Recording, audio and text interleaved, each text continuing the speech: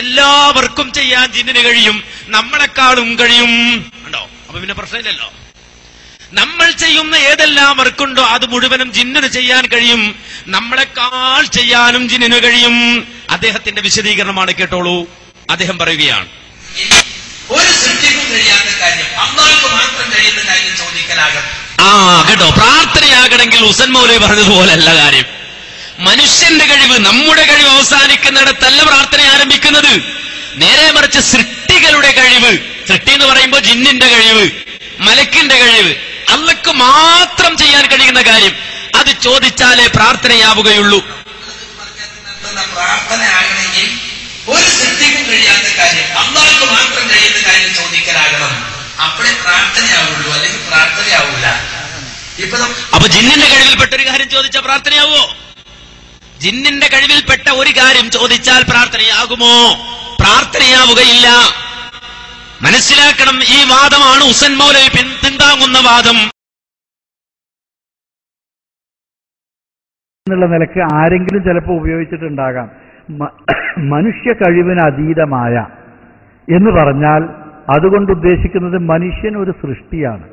അപ്പോൾ ഒരു മനുഷ്യനോട് അവന്റെ കഴിവിന് അതീതമായ കാര്യങ്ങൾ, ഇതുപോലെ ഏതൊരു സൃഷ്ടിയോടും ആ സൃഷ്ടിയുടെ കഴിവിന് അതീതമായ കാര്യങ്ങൾ ആവശ്യപ്പെടുക എന്നതുകൊണ്ടുള്ള വിവക്ഷ കാര്യകാരണബന്ധങ്ങൾക്ക് അതീതമായ പ്രാപഞ്ചിക നിയമങ്ങൾക്ക് അതീതമായ കാര്യങ്ങളിൽ അവരോട് സഹായം ആവശ്യപ്പെടുക, പ്രാർത്ഥിക്കുക എന്നതാണ്. അതാണ് ശിർക്ക്. അപ്പൊ മുമ്പ് ഉപയോഗിച്ച വാചകങ്ങൾ തിരുത്തേണ്ടതോ അങ്ങനെ തിരുത്തുന്ന ഒരവസ്ഥയോ നമ്മളെ സംബന്ധിച്ചിടത്തോളം അല്ല. നമ്മളൊക്കെ എപ്പോഴും ആ പണ്ട് പറഞ്ഞ അതിനെ പറയാറുള്ളത്. അതിങ്ങനെ ആരെങ്കിലും എഴുതുമ്പോൾ മാറിപ്പോയിട്ടുണ്ടെങ്കിൽ അതിന്റെ പിന്നാലെ ചില ആളുകൾ ഇത്തരം സംശയങ്ങളും ചോദ്യങ്ങളുമായിട്ട് കൂടുന്നു എന്ന് മാത്രമേ ഉള്ളൂ. അപ്പൊ നമുക്കത് തിരുത്തേണ്ട ഒരാവശ്യമല്ല. ഇനിയിപ്പോ ഒരാൾ മനുഷ്യ കഴിവിന് അതീതമായ എന്നതിന് പകരം സൃഷ്ടികളുടെ കഴിവിന് അതീതമായ എന്ന് എഴുതിപ്പോയാൽ ആദ്യം പറഞ്ഞത് തെറ്റും രണ്ടാമത്തേത് ശരിയും എന്ന് അതിന് അർത്ഥമില്ല. ഇതുകൊണ്ട് രണ്ടും പരസ്പര വൈരുദ്ധ്യങ്ങൾ ഉണ്ടാകുന്നുമില്ല എന്നതാണ്.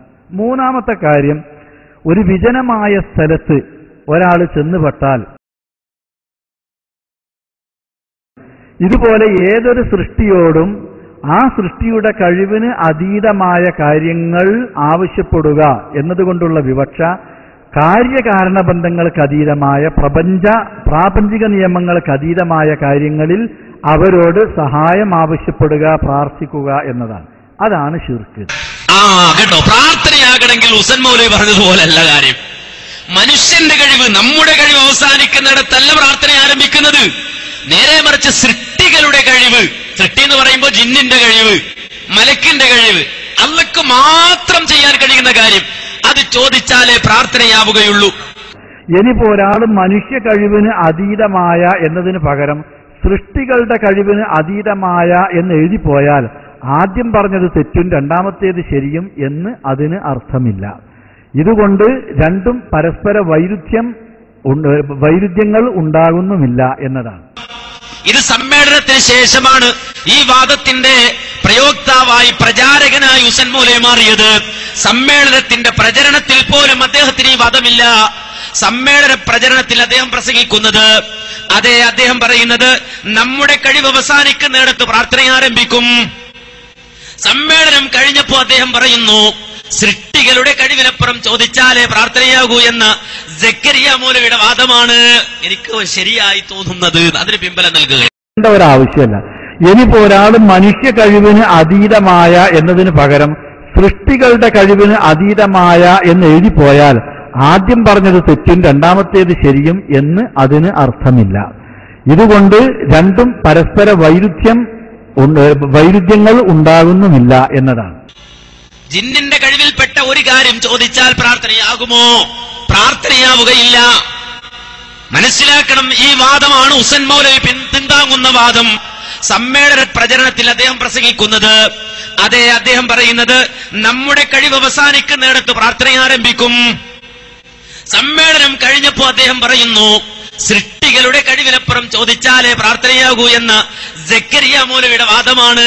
അതിങ്ങനെ ആരെങ്കിലും എഴുതുമ്പോൾ മാറിപ്പോയിട്ടുണ്ടെങ്കിൽ അതിന്റെ പിന്നാലെ ചില ആളുകൾ ഇത്തരം സംശയങ്ങളും ചോദ്യങ്ങളുമായിട്ട് കൂടുന്നു എന്ന് മാത്രമേ ഉള്ളൂ. അപ്പൊ നമുക്കത് തിരുത്തേണ്ട ഒരാവശ്യമല്ല. ഇനിയിപ്പോ ഒരാൾ മനുഷ്യ കഴിവിന് അതീതമായ എന്നതിന് പകരം സൃഷ്ടികളുടെ കഴിവിന് അതീതമായ എന്ന് എഴുതിപ്പോയാൽ ആദ്യം പറഞ്ഞത് തെറ്റും രണ്ടാമത്തേത് ശരിയും എന്ന് അതിന് അർത്ഥമില്ല. ഇതുകൊണ്ട് രണ്ടും പരസ്പര വൈരുദ്ധ്യങ്ങൾ ഉണ്ടാകുന്നുമില്ല.